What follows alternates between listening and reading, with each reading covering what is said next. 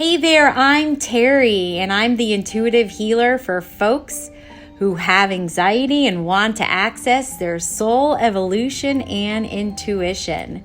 There's more than meets the eye here as we chat and hang out in these episodes that have spiritual, esoteric, multidimensional, somatic, quantum techniques, tools, and tips to help you get unstuck and move you forward in your day-to-day life. So join me in discovering your path to help you clear anxiety of the past, align your energy to the present, and create your new future.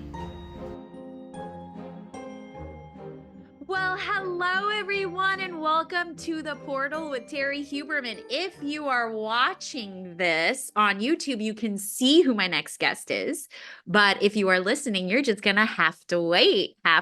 But I just want to welcome you to the portal.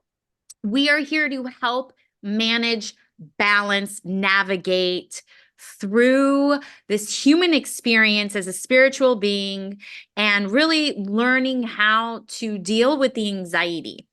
Because that anxiety, frequency, and energy can easily block us. So that's why we're here on the portal. One of the reasons is just to help you with your personal development, help you with your spiritual evolution so that you can navigate this human experience as much as possible. If you like this podcast, and I hope you do, please press like, press subscribe, press all of the things, and share with your people.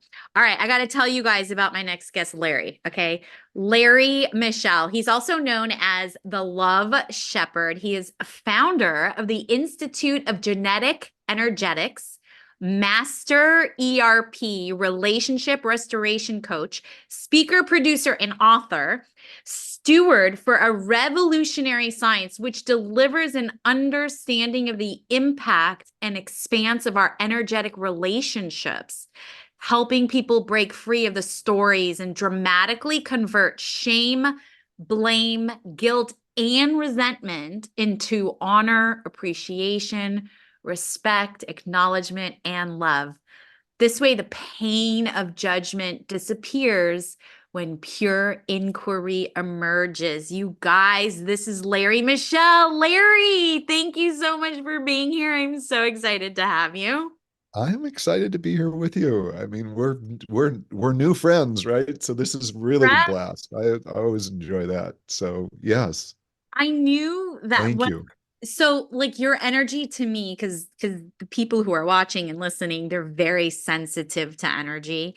And one of the things when we met through Christina and Dave Asprey, that beautiful, wonderful night at the Magic Castle, which was so much fun, I felt from you this energy is really interesting. It was soft, but it was very also masculine, right? So immediately felt comfortable with you and safe with you because obviously you do some sort of, your magic, which we're going to learn more about. But it was automatically, it was this, I guess, because energy either attracts or repels, but this attraction, I'm like, I really like this individual, so just very drawn to your energy. It's really great. So tell me more about what you do, because so the thing is like I really did want to know more and learn more. Christina, I guess from your site you can pull some sort of chart. She did it for me. Right, right. And I was thinking I should have, let me see if I can bring it up. So yeah, I'm going to You try want and to share it? multitask while I do this, but Do you do you have the one that she did for you available to you? yes, I have it right here on my phone. Oh, great. So, So yeah, so but tell me more. Talk. Tell me. so the work is called, the science is called genetic energetics. Yeah. And it is a typology that identifies the energetic frequencies that we vibrate at that are genetically coded. So a lot of times when people talk about energy, I mean, there's lots of different descriptions of energy. Sure. People will say energy is everything, and Yeah. that and everything is energy, true. And that, it's displaced and moved around, but it's never destroyed. It's always there. And so there, and then you can get into all the scientific things around energy. Our science is looking at actually an energetic frequency that's determined for you at birth. It's genetically designed, so it stays with you throughout your lifetime. So And is what's this like interesting, ancestral kind of thing? Is that what you're saying? well, I am not going to call it ancest. I mean, everything's ancestral, right? If you look at it like that, but it really is. It's like your blood type. I mean, we could say Okay. our blood types are ancestral as well, right? But what really matters when it comes down to things like blood type, especially if you need a transfusion, right? Right. That that you can identify it, right? Yeah. Otherwise, we go through life not thinking about it very often. Right. True. And the energy that we're talking about here is also similar in a way, except for we're doing a lot of relationship surgery without knowing that blood type. And so Okay. this information is that important. And it's valuable for understanding circumstances when they happen. So I kind of want to um, step out right in front when it comes to things like typologies, like this identifies different characteristics about you, like gene keys or human design or Vedic astrology or Western astrology or enneagrams or whatever your personality profiling system of choice is. Yeah. All of these different typologies are really valuable, and we should never use them to project on someone how Yes. they're going to behave. Yeah. And it's a really interesting thing for me to have this really profound system. And then I tell people don't use it. And what I'm really saying is don't use it to project, but use it to understand, use it to appreciate and acknowledge, use it to honor and love someone, and to disband all the things that really get in the way, which are shame, blame, guilt, resentment, judgment, right? All Yeah. of those things, you can let go of them when you have a better awareness of what you're really experiencing, right? Exactly. That's what I'm always telling people is to know thyself, right? Because when you know yourself, you'll know your operating system, and then you are actually living in your own authenticity. You Absolutely. And so if you project it, this is what I was getting is like if you project onto somebody else, it may not actually be true. It's just your judgment. And you don't know what traumas they've been through. You don't know what experiences, how they were raised, because they're just showing you a piece of who they are in that now moment. There's so much more. Exactly. Exactly. There's so much more. And as soon as we determine or make a judgment, or just assume that someone's a certain way because they're an Aries or a Gemini or whatever it might be, right? Then what we've done is we instantly start to depreciate who they are, Yeah. like before we even get going. And we also take away from ourselves the opportunity to really experience what might be there, Yeah. which could be the most marvelous, incredible, yummy, glorious connection that ever was available to you so far, right? Yeah. Far. And this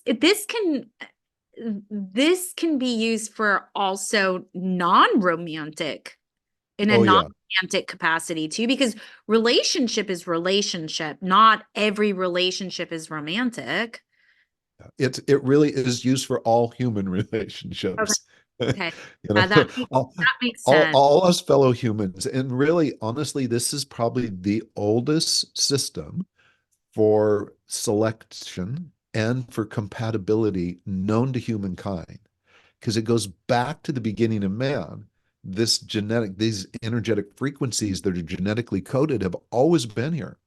So we've made decisions who we want to be friends with, who we're comfortable with, who we really enjoy, who lights us up and who might kind of, wear us down. Yeah. And we make those decisions most often not consciously, but we're reacting, and the decisions are made based on the energetics, right? The energetic experience we have.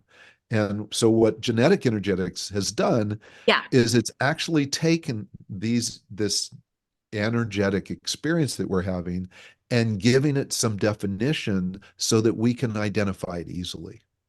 we're all about wanting to be able to identify things. I mean, Yeah. look at there's a the Google is popular, search engines are popular because we want information. Yeah. So this is providing us more detail, more information so that we can understand it.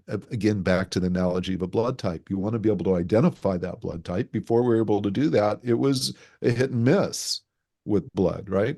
As soon as we're able to identify it, then we know how to use it for our best health. Yeah, and what I love hearing about what you're saying is for the folks who have anxiety, this gives information. And I always tell people that for those of anxiety, information is like medication because it soothes the nervous system. So if you have an idea, like if you've run this test and not only on yourself, but let's say someone else, doesn't that gives them information on how that other person might react or respond in certain situations, right?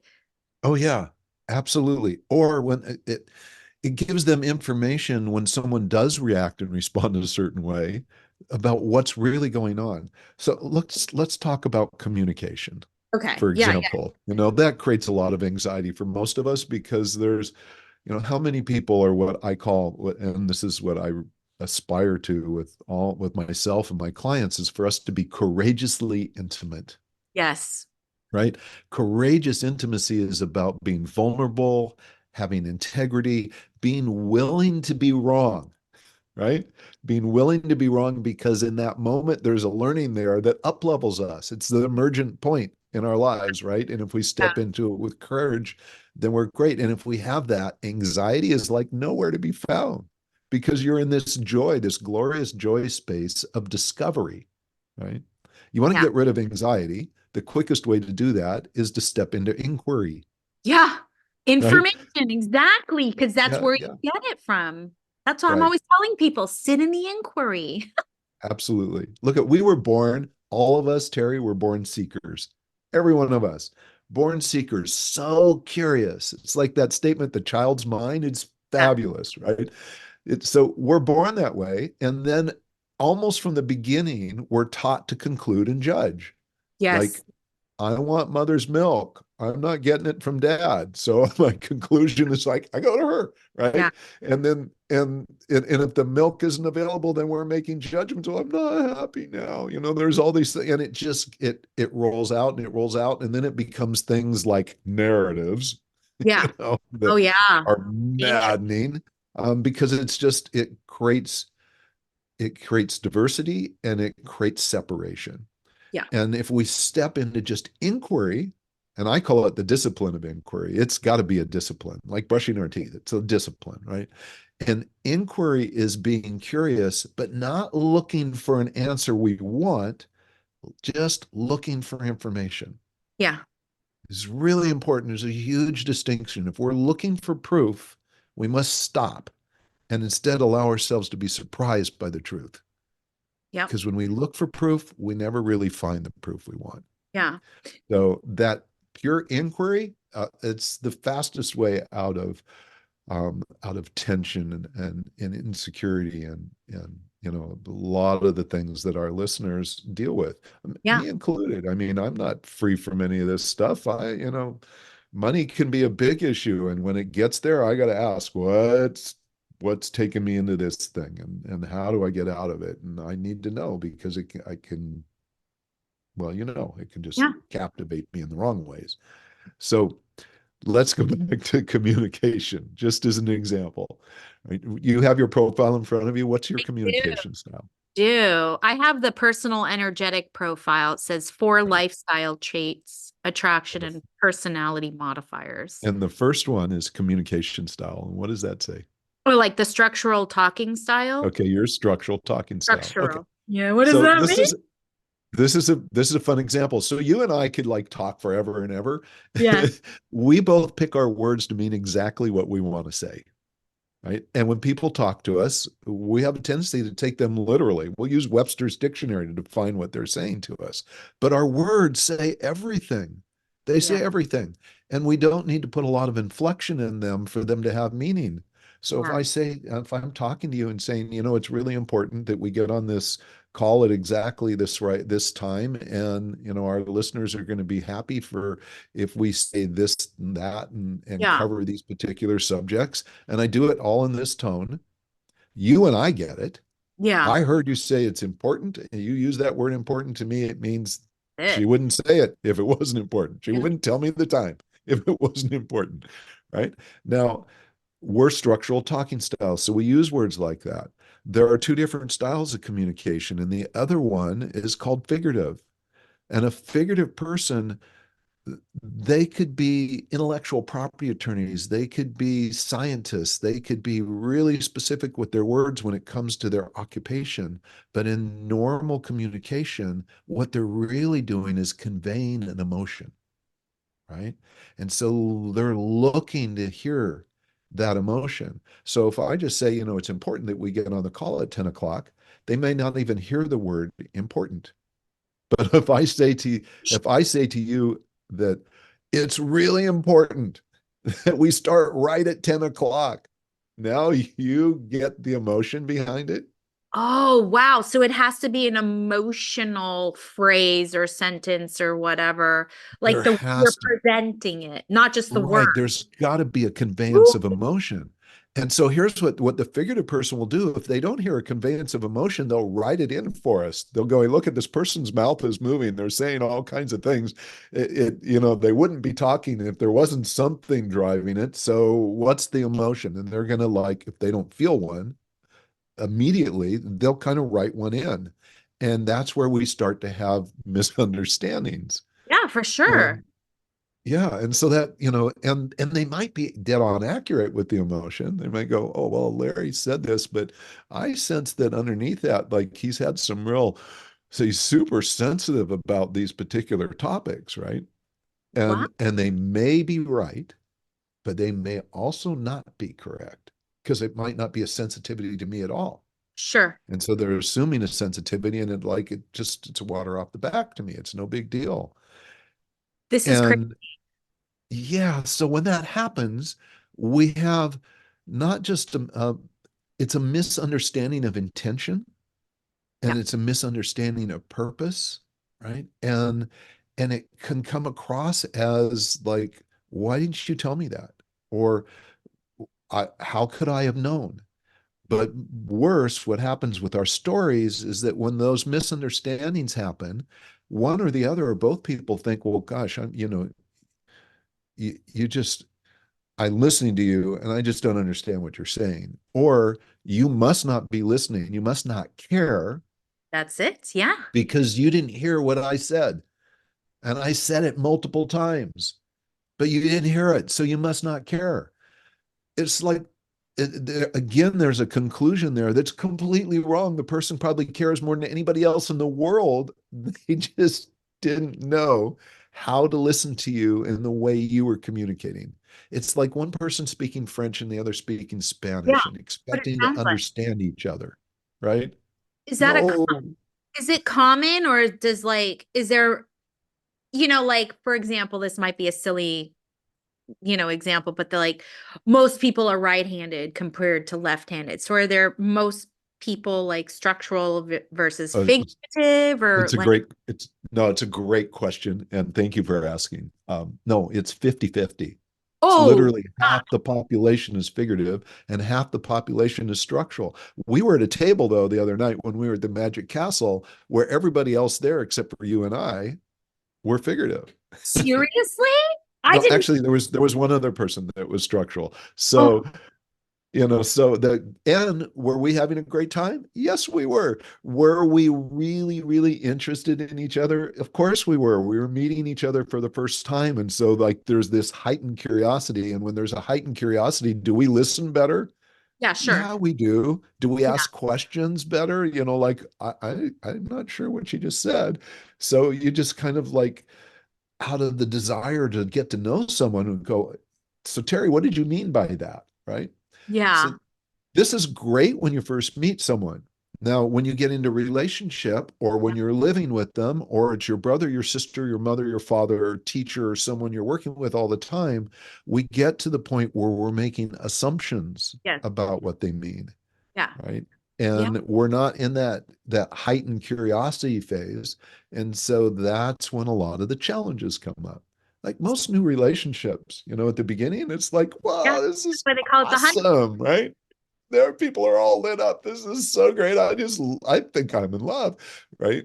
That might be going a little too fast in the first few seconds, but it's a week or 2 weeks or a month into it when now they're starting to feel, we're sometimes we don't, it doesn't seem like we're on the same page. It's not that like that same juicy yumminess that happened the first time we met. And because we don't know there may be a difference there, then we're looking, what we're looking for is some story that's going to help us understand it. And Yeah. we'll create the story. And the story may be, well, gosh, I've been stressed at work. So maybe I'm just not as close to Terrie right now as I was at the beginning because I got so many other things going on. We us humans, we can come up with more stories than you can shake a fist at, right? Oh And my. so what we're trying to do is get out of the stories that are damaging. Yeah. That's most important. Is the genetic energetics, if I could say the one thing it does is it busts stories.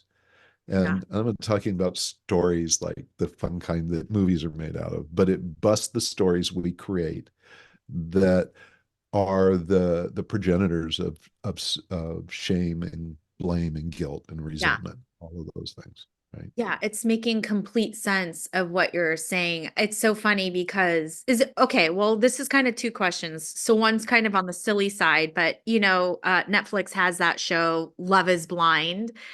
And so I don't it's cheesy. It's a for me it's one of those guilty pleasures, but it's Entertaining. it's totally entertaining. And then, everything blows up and everything goes awry, which is again entertaining because it's them, not me, thankfully, right? But is there a way just through how someone speaks to know if they're structural or if they're figurative? Or it's There is, but it's tricky. yeah, it And it's seems tricky complicated. because chemistry can complicate things, right? And really there's lots of things that can complicate it. You and I have a similar profession, kind of. We're Right. in a field where we really care about people. So instantly there's a connection there, right? Sure. And we speak the same communication style. So it's fun to talk to you, right? Thank you. So we have those pieces, and that can just send us down this wonderful road. This momentum comes up of just totally enjoying each other's company, right? Yeah. And if you bring a bunch of other things in, and there are so many validating points that then when there is a bump, when there's Yeah. something throws us off balance, then we kind of go, oh, what was that? And we come up and we try and create, a understanding around it. Yeah. So this will be fun. Maybe this will be helpful. Like I look at relationships as like a three-legged stool. Okay. Okay. And we know that if you have a three-legged stool, do you need all three legs to sit on it? Yeah. Otherwise you kind of fall over, right? So so one of those legs that will decide about relationships about how is physical. Is the physical characteristics of the other person, is that a match for us? Is that something that we're interested in? And that can be everything from their size and shape to where they live, Sure. right? And Sure. and by the way, this is not just romance. This is all kinds of Right. things. Look at if I have a thoroughbred horse and I'm hiring a jockey to ride it, he's not going to be the size of a linebacker, and I'm Yeah. not going to use that jockey in my pro football team, right? So so size is important, shape is important for everybody, male and female. We make major decisions based on how someone looks, feels, size, all that, right? So Yeah. that's one leg. It's a good standard. Another leg is who someone is. and this is epigenetics, but this is everything. This is how they were raised. This is what they believe. This is their mission, their values, their um, religious focus, wherever they want to be, their desires about how they want to expand and grow. Do they want family? All of these things, right? And their experiences. And it's going to include all their traumas and all the other things that they've gone through, and the things that they've worked on. These, like, knowing all this is getting to know who someone is, and that is definitely important, right? Yeah. So most people make their relationship decisions on those two things. But if you only have two legs on a three-legged stool, it's Nope. a balancing act. And it's Yeah. kind of like if you're riding a bicycle, right? You're on your bike, and as long as you're pedaling and you're going forward, you have momentum, you got your balance, you're fine. You come up to an intersection, you have to stop, and no one told you you're supposed to put your foot down. You just go, right? And you fall and you get up and go, that hurt, Yeah. right? I don't want to do that again. And so someone says, yep, put your foot down, dude. Next time you do that, you go, oh, thank you. So now you know you need to do that. And the next bike you get on has clip-in pedals. And you're biking around, you're doing just fine. You get to that intersection and no one told you how to unclip the pedal, right? And again, you go boom. And you get up and you go, okay, I just need to learn a little bit more so I can keep doing this. So basically the message there is, as long as we have momentum moving forward, we're usually pretty happy. Okay. As soon as we hit a bump, as soon as something stops us and we fall over, we get up, we kind of brush ourselves out, we go, I need to learn something here. And, we may rush off to a bookstore. We may like confront a friend. We may go to a therapist or a coach going, this, like, I don't know what this is, but I got to figure it out. Yeah. The third leg is energetics. That's In the piece that puts a solid foundation there. And with that information, now we have who someone is, we yeah. have the physical attributes, and we have what they are. Yeah. And with those three, if you've got a three-legged stool, you can do jumping jacks on that thing. You do cartwheels over it. You can stand on it. You're not going to fall off, right? Okay, got it. So the three legs don't come from, well, one of the legs is the energetics program, but the other two you don't necessarily need the energetics program for. But without the energetics program, you're gonna you sit on Right. that stool. Right, right. Got And it, got it. and I'm someone who like loves all the esoteric sciences. I geek out on human design, and I was talking to someone about gene keys last night for hours. And all of these different systems, I find Yeah, them really, really interesting. yeah, And again, if you don't know what energetically is influencing it underneath, yeah, yeah. you may not get the full value of the information. That makes complete sense. I'm always with my clients, I'm always trying to get to what that energetic frequency is, and I help them use their body to identify it. Mhm. So it sounds like once they know that, then, it's like, okay, let's do the energetics and let's get Yeah, all of, you're light years ahead, right? yeah, So, for sure. if you and I have a client, if I have a client that's figurative talking style, Yeah, I know I need to ask some more questions to make sure I'm picking up on everything. right. Because here's the other thing that happens. There's a lot of different behavioral things that go on between the different communication styles. We often don't have the same sense of humor. So what makes us giggle inside, you may say, come up to me and you go, Larry, I get the funniest thing to tell you about. And I'm listening to him going, oh my God, Terry, that's incredible. Right. And then you tell another friend who's figurative the whole story, and they're listening to you and going, wow, wow. And you think it's really funny, and they're going, yeah, it's kind of funny, strange, as opposed to funny, So the sense of humor could be really different, which Is if you important. don't know that that's happening, it kind of feels like, little scratches on the wall, and it, Yeah. it And you and can it's, feel and it's your body. problematic. But You what's can that? you can feel that in your body, like the misalignment, you Oh know? yeah. Yeah, absolutely. You can. And so what it has us do when there's that mismatch is sometimes stop sharing the things that make us joyful. The little things that are really funny and that we just want to share, that we stop sharing them. I I'll bet everybody listening to this has had times where someone said to them, "Oh my God, you were so funny," Yeah. right? Yeah.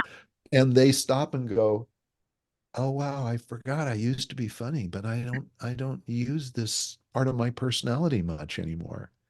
And that happens when they're around people that just don't pick up on their same level of kind of humorous joy, if you will, right? Yeah. No, that makes a And lot of sense. and it can, and the flip side is that someone else's joy that's so foreign to us could also be infectious, right? So so I don't want to make it sound like it's a bad thing. What it is just different, Different. right? Different. And we can have as much fun with differences as we can with similarities, but most people don't look at life like that. They look at differences as separation. Yeah. They look at differences as burdensome. Yeah. And do differences require more attention or more work? Absolutely. But Because for the it's right not innate. people, Yeah. what's that? It's not innate in you. So yeah, you got to put some sort of effort into it. So, Absolutely, right? And for the right person, is it worth it? oh yeah. Oh my goodness, yes, right? Yeah, Yeah. totally. So let's see. Oh, another fun thing. So a figurative talking style person, um, they can shorten a sentence or shorten a statement, and it means so much. Like I had never ever heard this statement, "I'm in all my feels," before until I was talking to someone who's figurative, and I'm going, "Wow, that's different." Because I never use that, right? Structural people don't. And then, or typically don't. And then I'm going, oh my God, they just told me they're like feeling everything all at once right now, like everything. It's like there's no part of them they're not feeling. And it just like the whole world and everything, all the entire contact is there. And it can be overwhelming. And, is that a bad thing? No, it just is what it is, right? But it's stated with just such a simple statement, like I'm in all my feels. Yeah. No, a structural people would be going, oh my God, this is This. such a burden here. And this one scares the crap out of me. And this one I'm so worried about. We just like got to put all the words and descriptions around it. And I'm really appreciating someone just being able to say, I just did all my feels. That's really, it's so interesting you say that because I always considered something like that maybe a more masculine statement. But it's not necessarily masculine from what Not I'm even. understanding you. This is interesting. It's kind of changing my perspective on some things. Yeah, we really, in fact, a lot of this system will have us change our perspective on the masculine. Well, let's say what's considered a male or female behavior, right? I Yeah, think that there's a masculine and feminine in all of us. sure. All of us. We're constantly, in fact, hopefully, we're able to exhibit both of those Right. when we need to in the right way, in a supportive way. That it's a dance. But there's a lot of presuppositions about this is how men are and this is how women are. Like men just don't allow themselves to feel things. Well, we're conditioned not to. We're conditioned that we're supposed to get through it, and we're supposed to get through it on our own. Like Yeah, from the time the statement "man up," right, right. basically says, "Hey, handle it. You handle it. That's your issue." Right? You don't hear women saying, "Hey, woman up." Yeah. Right? You don't hear that. No, you don't. And and so that conditioning has the world believing that men don't feel things. But I can tell you that men feel every bit as deeply and thoroughly and completely as any woman, but it's held inside most of the time, right? Yeah. And it's like if you get a man that is moved to such a level that they cry or even sob, that's not them losing their masculine. That's Yeah. them revealing their deeper presence, right? Yeah. Yeah. So, Absolutely. and That Terry, we could go down this road a long, long, long ways. I So, know. so as if we're working with someone, if I have a friend, a close friend, a lover, or a child who's figurative, then lots of times I have to ask them for more specificity or more clarity, right? More information. If This I kind invite, Go Go ahead. ahead. Sorry. No, no, no. If I invite someone over for dinner, right? And I'm cooking dinner and it's going to be ready at 6 o'clock. I've like timed it so as soon as they get here, the food will be hot and they get to eat. And they call me up and go, I'm running a little bit late. I'll be there in just a bit. And I go, a bit. It's Uh, fine a bit. does that mean a couple minutes? Does that mean 5 minutes? Does that mean a half an hour? Does that mean you're not actually coming tonight? You'll be here tomorrow? Yeah. I don't know, right? I don't know. So I have to ask. And I Yeah. might ask, so when's a bit? And they may turn around and say, well, I'm just pulling out of the driveway. So, I'll be right there. Yeah. And again, the figurative person isn't trying to be elusive. In their mind, it's really clear how long it's going to take to get here. They just haven't told me specifically. So I have to go, is that the driveway in your house? Because I know you live 30 minutes away. And they go, oh, no, no, it's the driveway down the street. I just dropped something off at a friend's house. Like, I'll be there in 3 minutes. I'm going, Yeah. oh, okay. Yes, thank you. So those with anxiety need to actually get that information. What is your definition of a bit? I know for me, I'd have to, and there's no shame in the game. You should ask, especially if you're dealing with somebody who has figurative, communication style. So it's okay to ask, like it's okay for clarification. It's okay to ask. Absolutely. It's essential to ask. It's Yeah. essential to Yeah. ask. When I'm working with clients that are figurative, I oftentimes will say, all right, this is what I think I heard you say. I just want Yeah. to feed this back to you to Yeah. make sure I got it clearly. And I mean, I've had some like circumstances where if I didn't do that, I would have looked like a complete idiot, Oh, true, right? true, true. Because I might have assumed Yeah. something. Yeah. And we know assume means making an ass out of you and me, With me. right? So we So don't want to I've do that. I've got a question for you. Okay, and this dropped in, so I'm not sure where it's coming from. Just a heads It up. doesn't matter. I'm good.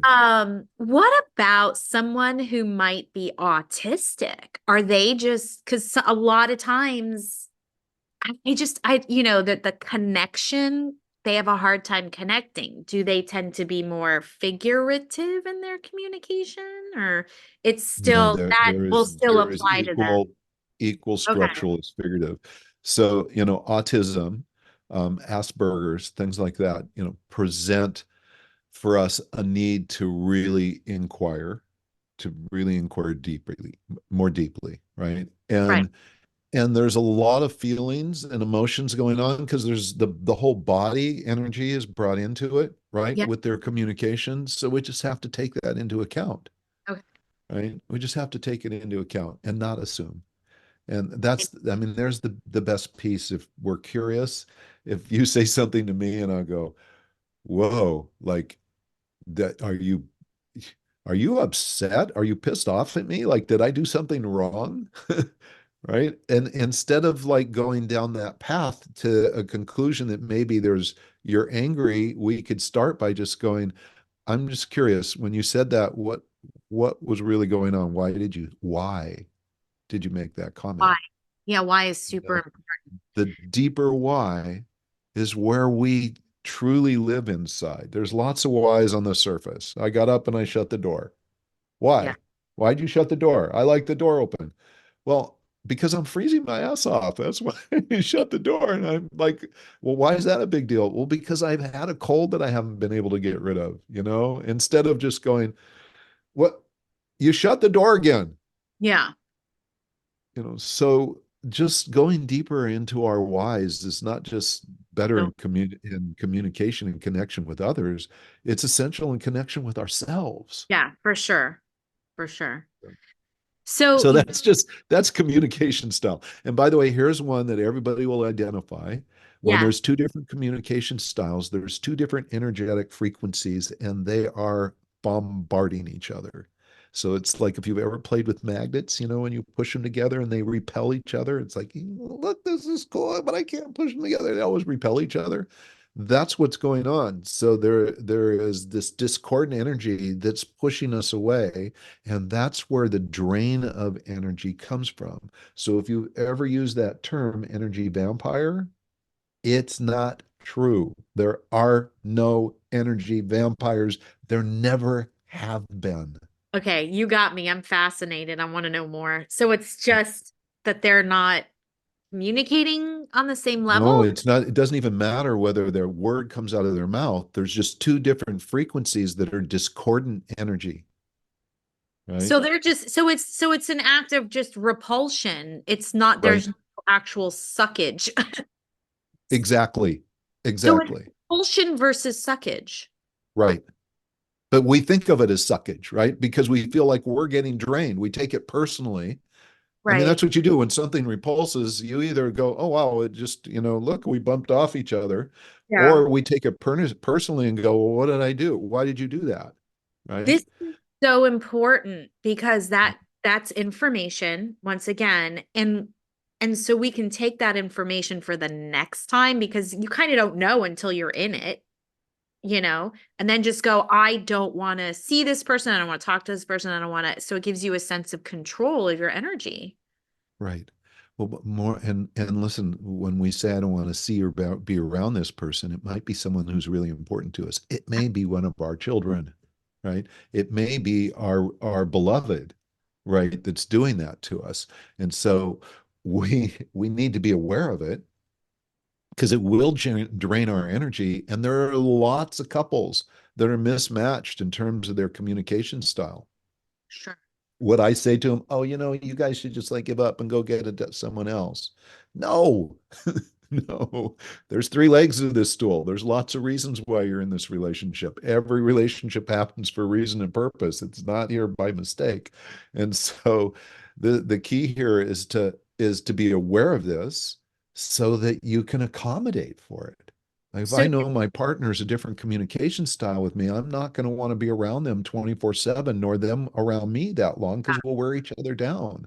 So go out, go get a workout, connect with your friends that raise your energy back, so raise it up so that you can be more resourceful, as resourceful as possible when you're with your partner, because that's what we want to be anyhow. We need to be.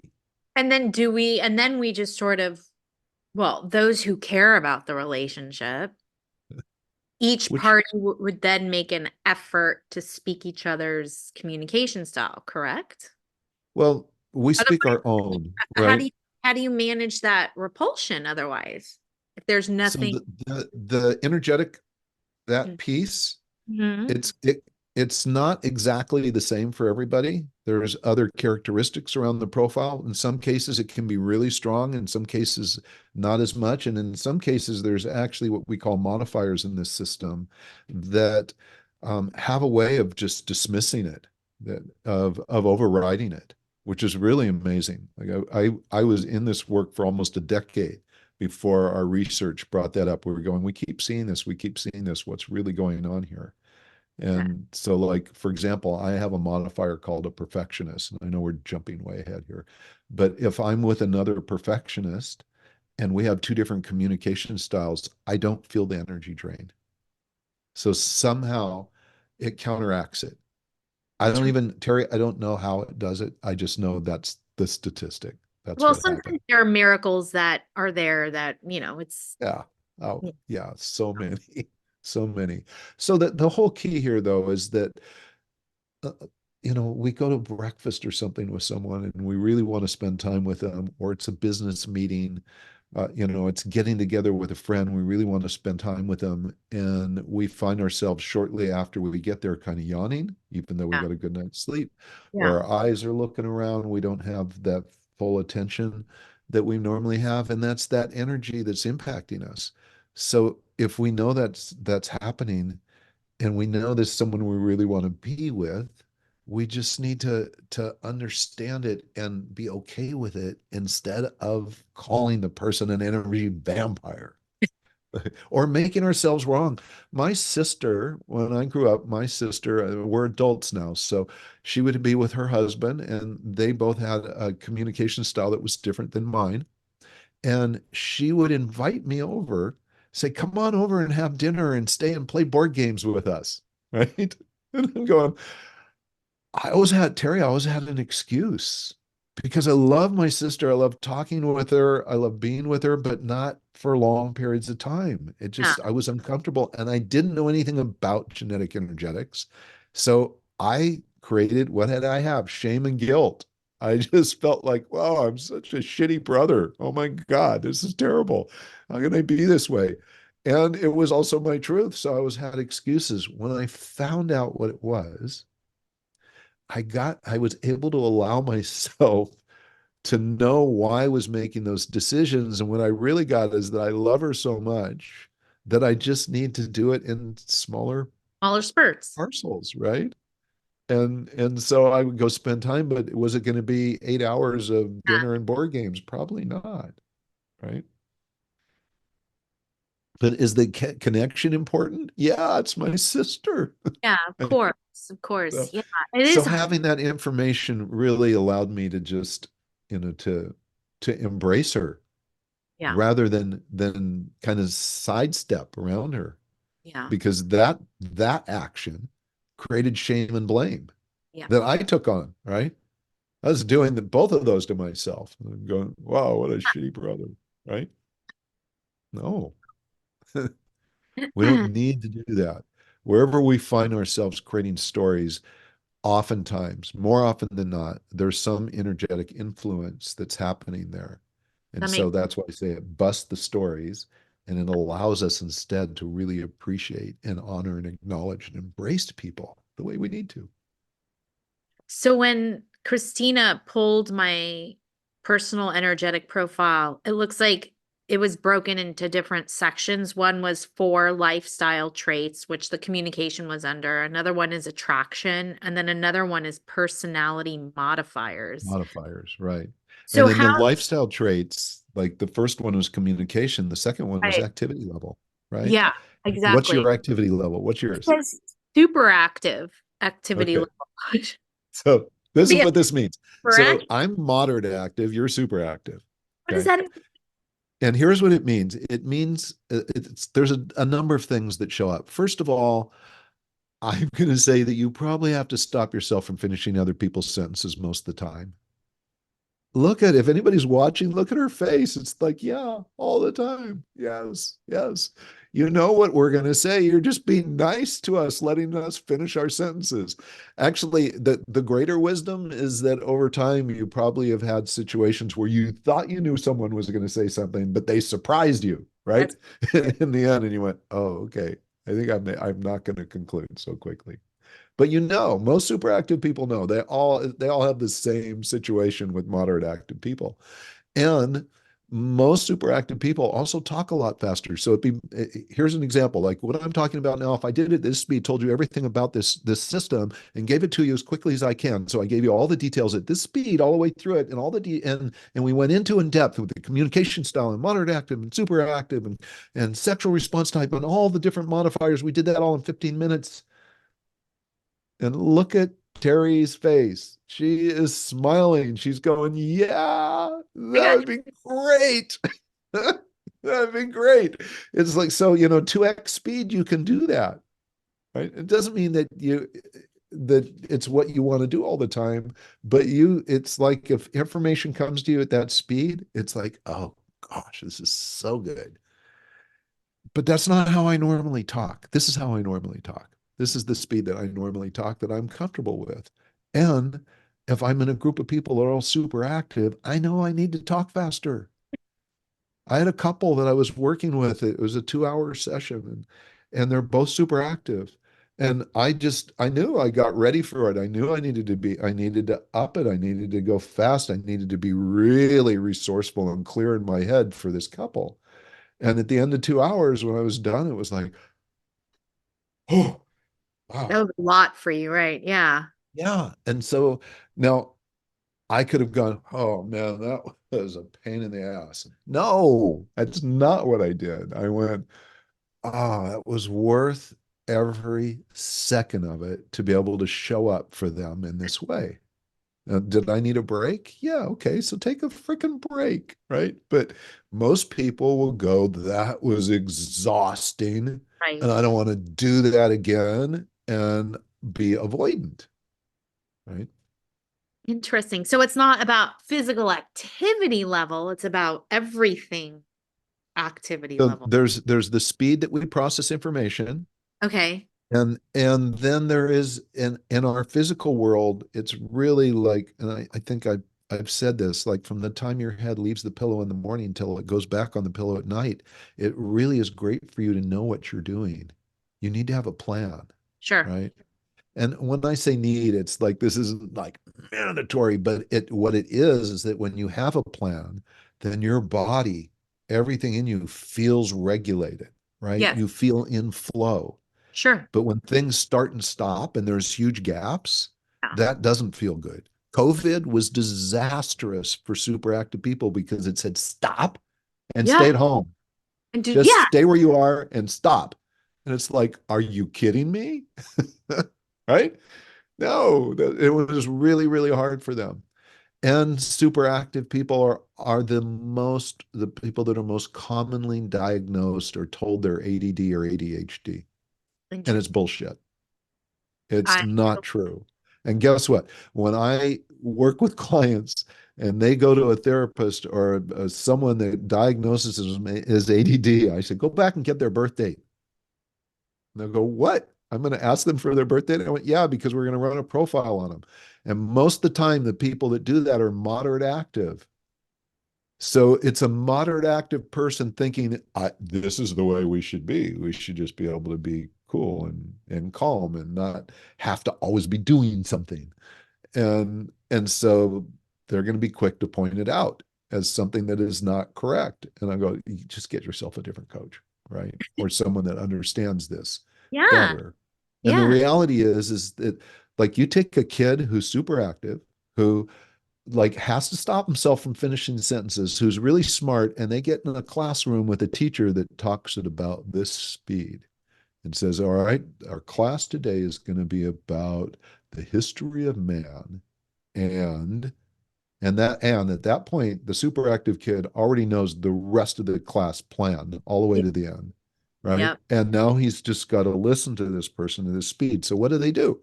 They sit in the back of the room, they get out a piece of paper, they doodle, they create things, they're doing all kinds of stuff, and the teacher's looking going, hey, Terry, what are you doing back there? What? Yep. Pay attention, right? Yep. That was Like, me. pay attention to what? I already know what the whole class is for today, right? You don't say that, but Yeah. it's what you're thinking. Yeah. And now the teacher's going, you have attention deficit problems, and we may need to hold you back Yeah.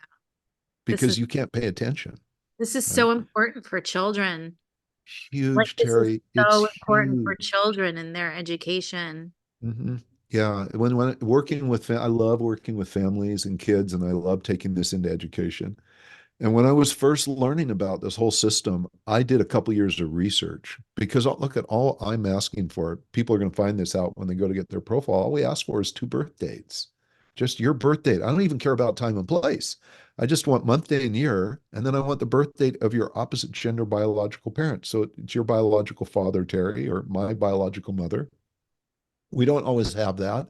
It's okay. The whole profile can be done with the exception of the attractions piece without the second birth date. But that's all, that's all we're asking for, right?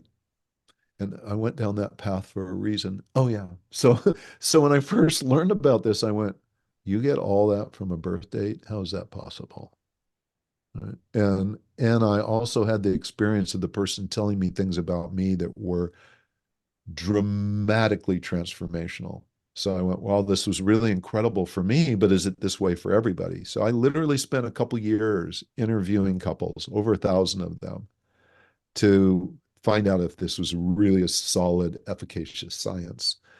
And one of the interviews I did was a couple that was in Florida, and I was doing just the husband and wife, and then they were going, can you tell us about our child? We have a little girl who the school right now, the teacher wants to hold her back, and we just like, to us, she's so smart. We don't even understand how this is possible, and it's really upsetting, right?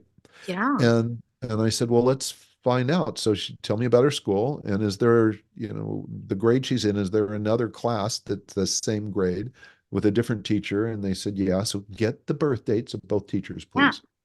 And they Oh, you did. pictures. They Wow. did. And one of the teachers was moderate active, and the other was super active. And this child was super active. Her whole profile was like super active on steroids. She's really super fast. And indeed she was smart. And we switched her from one class to the other. Now, one teacher wanted to hold her back, saying that she had learning disabilities.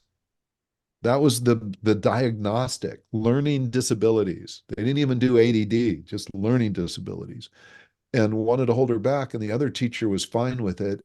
2 years later, I checked back in and she won. She was like the fifth smartest kid in all of Florida in her age group, right? So, how devastating would that might that have been? How damaging Yeah. might that have been to that child who was really brilliant? Yes. And the teacher was doing what they thought was the right thing to do, but they were uninformed. Yeah. The educational system is massively uninformed when it comes to supporting children to learn and to experience and to be creative at their pace, Yeah. For right? Because they sure. try and fit them into a box, right? Yeah. So that, yeah, don't take me down that path too far. We literally stopped bullying in schools in 2 days just by bringing this system in. Yeah. This would totally revamp everything. That's awesome. It So, does, and it's not the only thing, right?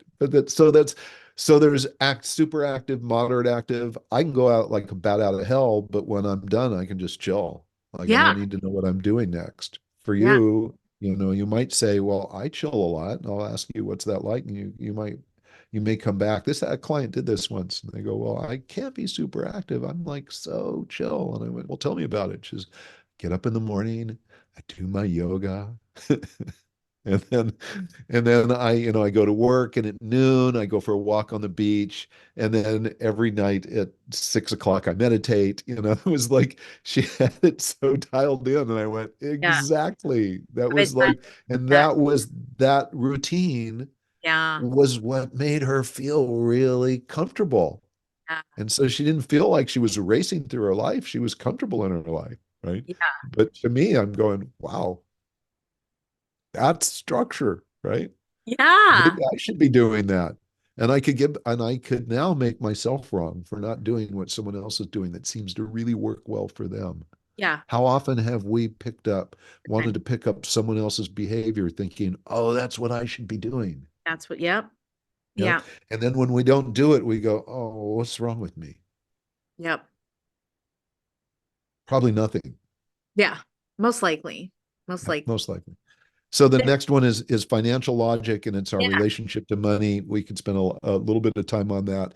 The bottom line, one type is a rainmaker, just money shows up, and the other one is so focused on money that sometimes it shuts down their abundance. Yeah. And there are really clear ways to be able to deal with both of them so anxiety doesn't show up. Lots of people have anxiety around money, right? Yeah.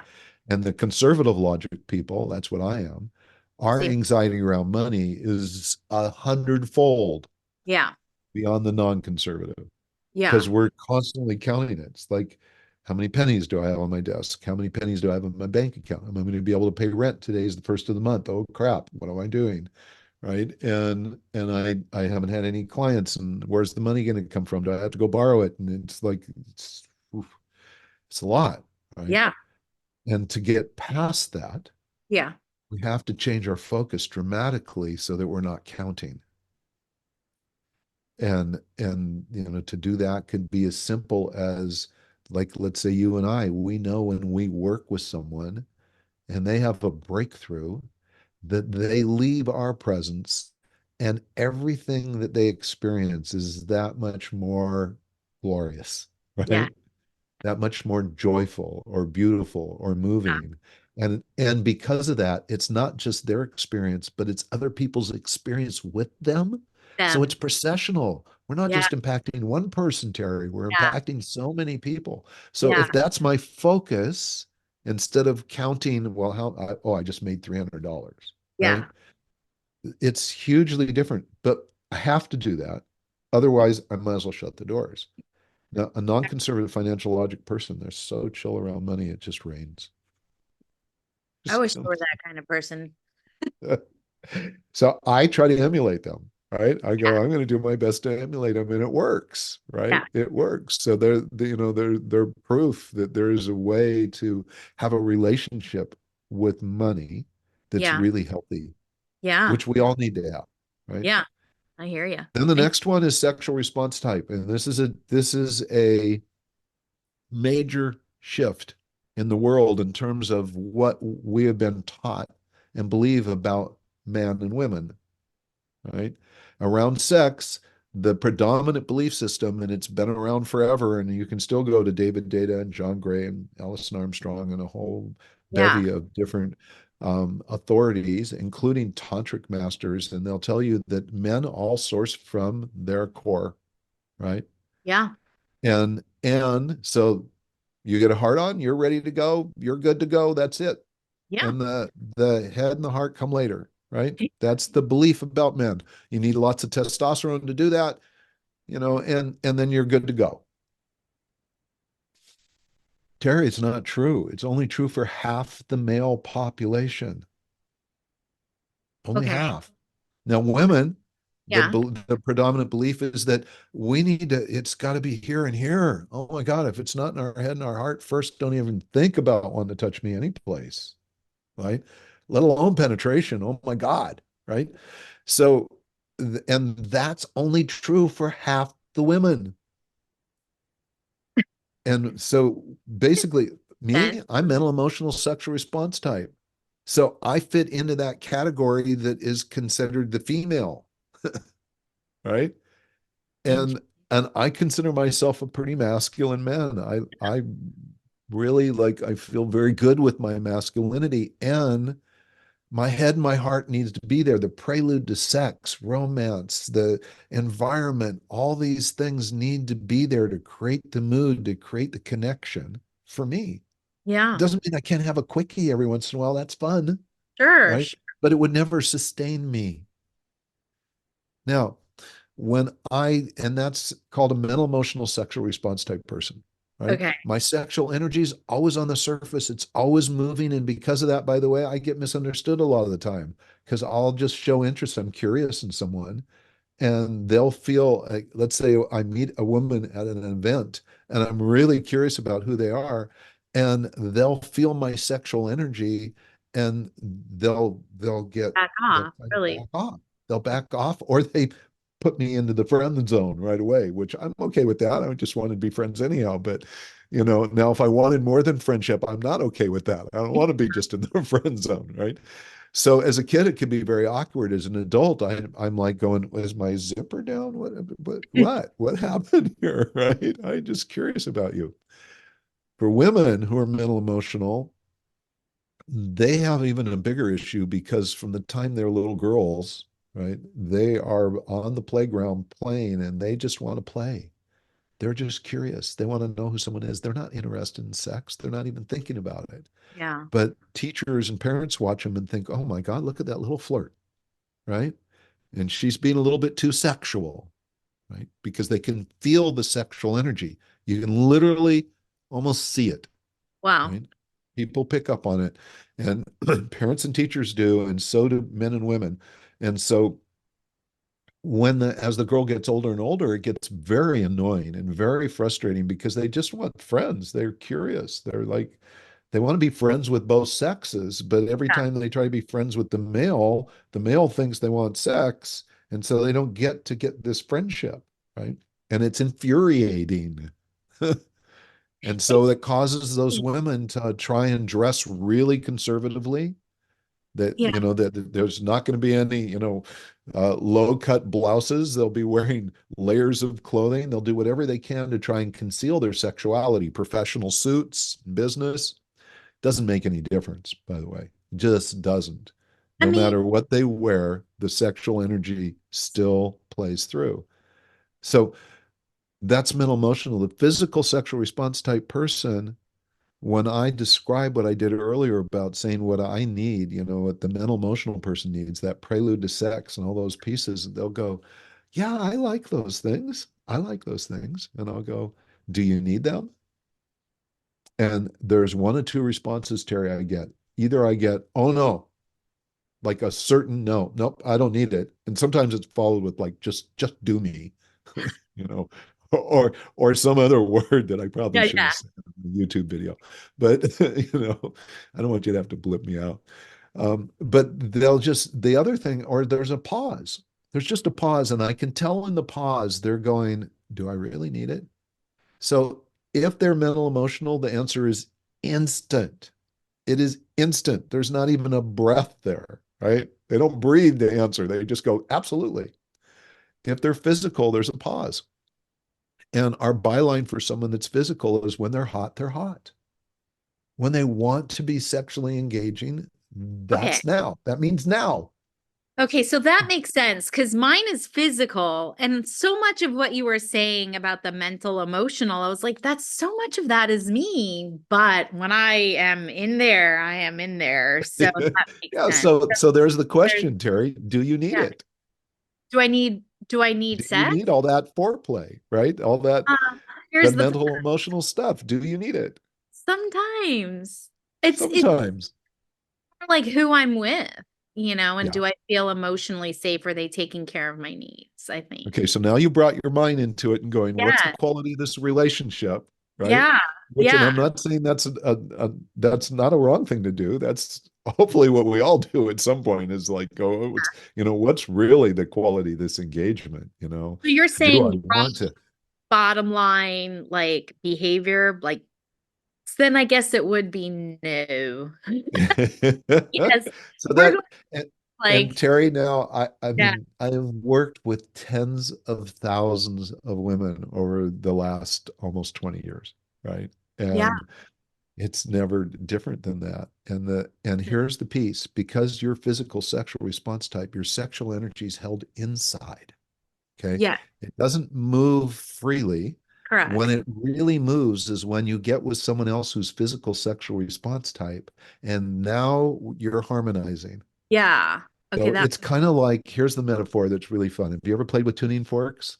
yeah, I haven't played with them. I've received healing from them. Okay, so tuning forks, they're in different keys, right? So Yeah. if you have a tuning fork in the key of C, Yeah. and you pick it up and you wrap it and it starts to vibrate, right? Yeah. If there's another tuning fork in the room that's just sitting on the table across the room that's in the key of C, it will start to vibrate. Yeah. So that note, that frequency, when it's activated, the Yeah. other one activates as well. So Yeah. for you to be with someone who's also physical sexual response type is like your tuning forks are tuned exactly to each other.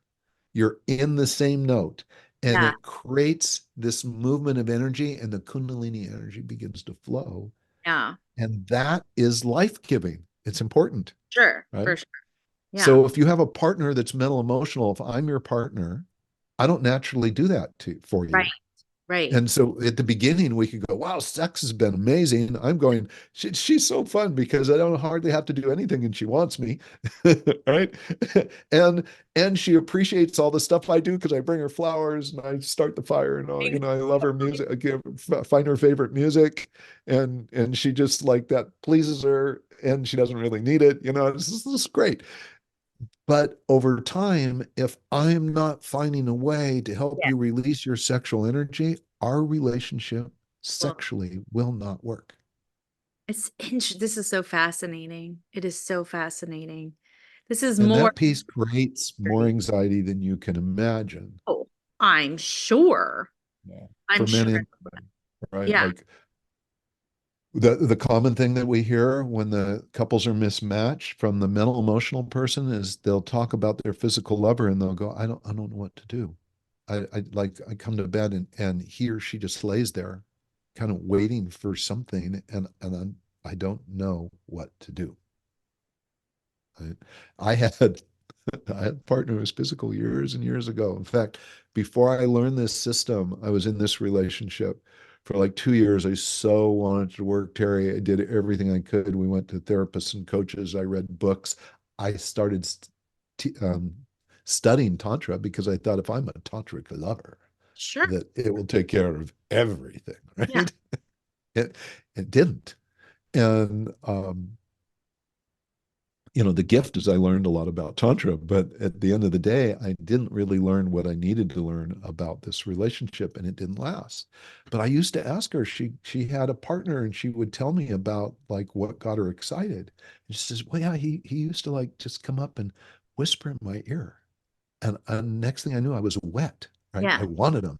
And Yeah. I'm going, oh, well, okay, how did he do it? And she goes, I don't know. It's like, and so I would like try some kissing her ear or something like that. And it just didn't do it, right? Go, okay, you just tell me. I know I can like, I'll be a chameleon. I should be able to mimic anything. I'll learn, right? But I didn't know what I was dealing with. Now, and it's taken years, now we have ways of teaching people how to find what we call find the note and meet each other. And with that, it resolves it takes extra work. Yeah, of It's not course. immediate. It's not the same thing, but is it worth it? Again, is it worth it? Yes, definitely it is. That honeymoon period is legit. Like everybody's all, so I can totally see how in this particular area, once that's done and you're in real world now, knowing how to navigate that is really, really important.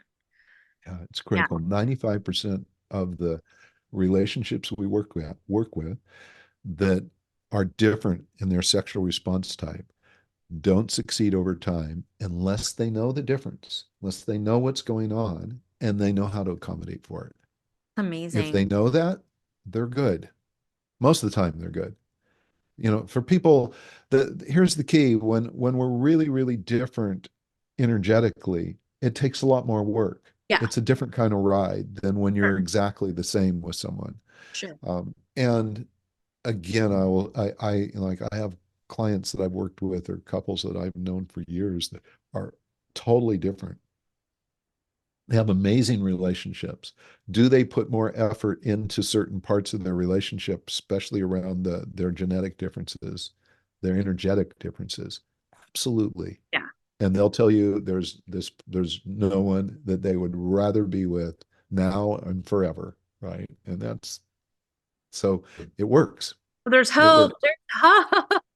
There's hope. There's hope. It's totally possible. And Yeah. to me, the bigger message is there's not a human being on this planet that we can't find a way to connect with if we really desire and want to. Now, we may not want to. Yeah, That's that's okay. There are right. people that their belief systems, their behaviors, the way they choose life, their values are so different that we can acknowledge them and know that they're Yeah. not, Yeah. And that's not okay. for me. That's That's okay. Like, okay. there's nothing wrong with that, So, Larry, we have gone through so much here. I can't thank you enough. And I know that there's even more than what we've even talked about. Maybe we'll do a part two, we'll Happily. go into that. But what I really want to do right now is share with people, like, how can people get a hold of you, because I feel like you and the work that you do can save relationships, save marriages, I mean, I know you can do more. I hear you. I know you can do more, but when people Well, there that's what we love to do. I mean, I mean, I that's what we feel love to do. So I mean, I'll give you contact information. I work with couples all around the world, and I have a yeah, team that helps there too. And we work with families and kids. It's yeah. really beautiful work. So yes, if So there's a need out there, I'm here. well, I'm there here is, for it for sure. And then the profile itself, though, Terrie, we're going to yeah, give everybody a link okay, to the website where they can go, and the profile is free. You can get the okay. profile of yourself for free, and you can go.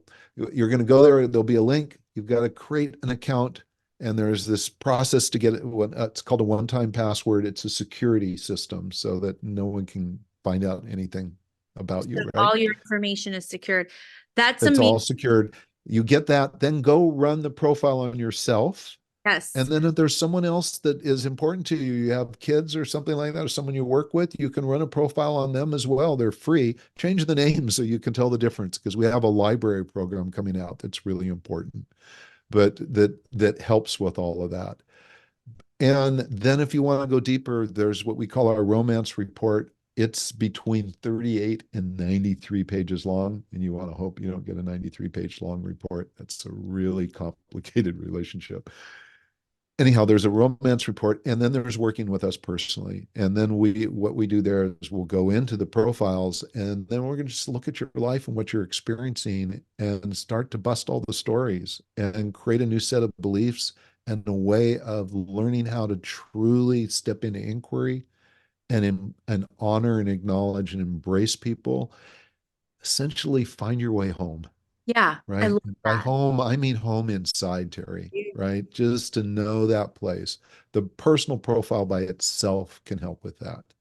And that's Okay. where we need to be. And when we're there and we know what that's like, and we'll allow ourselves to be radically expressed, then, and give ourselves permission to speak what is our truth in a kindness and caring and in a way that's humane, if you will, Yeah, absolutely. then we're good. We're good as a population. We're good. We're good in business. We're magnificent in business. We're magnificent in education. We're glorious in our lives, right? I love it. That's Love it. that's I the love word. it. Well, that's very generous of you. And thank you so much for being here. Really, really appreciate it. I'm really glad that I met you. Me Really too. Me glad too. What a that I met joy. Yeah. And to everybody watching and listening, thank you all for watching and listening. And if you like this episode, please also comment below and let Larry know also, how you enjoyed this episode. If you enjoyed this episode, hopefully you did, because I know I did. I will Likes, respond to comments on YouTube. If I will, fabulous. if people comment, I will respond to them. So when you let me know that's there, yes. Woohoo! We have an interactive guest. This is amazing. This is wonderful. So don't forget to like, subscribe, share. This is on all of the audio platforms. Again, thank you, Larry, and thank all of you for listening to The Portal with Terrie Huberman. Stay connected, and I'll see you on the flip side. Well, our time in this now moment together has ended, but another now moment is on its way. Thank you so much for joining me in this human journey and listening to this podcast, The Portal with Terrie Huberman. I sure hope you're getting something out of it. I'm here to help you clear anxiety from the past, align your energy into the present, and help you create your future. My prayer for you is to find the peace and calmness in any given now moment so you can recognize when blessings are afoot and you get to choose your next adventure. Be curious and stay connected. You can always find me at terriehuberman.com. Bye now.